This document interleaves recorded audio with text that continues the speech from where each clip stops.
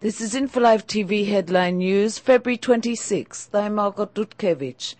Dan Shomron Israel's 13th Chief of General Staff died in Tel Aviv on Tuesday, aged 71, after suffering a massive stroke several weeks ago. In 1976, Shomron served as Chief Infantry and Paratroopers Officer and oversaw the daring operations to rescue the passengers and crew of a hijacked Air France plane in Entebbe.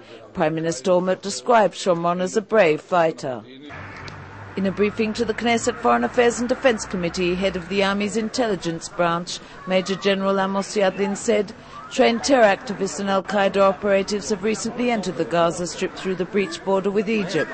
The breaching of the border along the Philadelphia route, he said, has enabled Hamas to bring back to Gaza activists who underwent training in Syria and Iran. Prime Minister OLmert said Tuesday that he's not certain Israel and the Palestinian Authority will be able to reach a peace agreement by the end of 2008, as they committed themselves to do during the November US-sponsored Annapolis conference.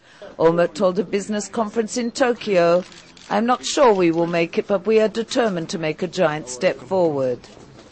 A U.S. federal court judge has ordered Iran to pay more than $33 million to the family of a U.S.-born Israeli diplomat killed in a 1992 terror attack, saying Iran was responsible for the truck bombing at the Israeli embassy in Argentina, which killed 29 people, including David Ben Rafael, who was born in the United States before immigrating to Israel. Hezbollah accepted responsibility for the bombing, and Iran helped to finance and organize it.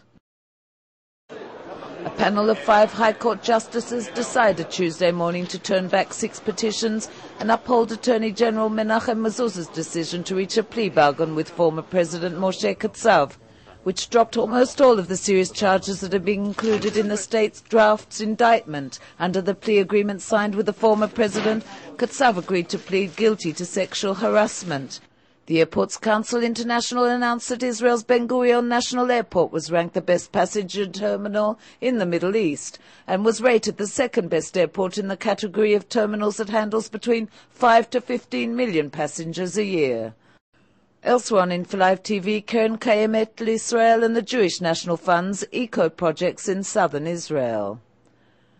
Rami Abdu, spokesman of the Popular Committee Against the Siege in Gaza, says Israel will pay a heavy price. Israel's Supreme Court of Justice ruled to uphold a plea bargain with former President Katsav, and a prominent American Jewish cantor drowned on Monday in a flash flood in En-Gedi.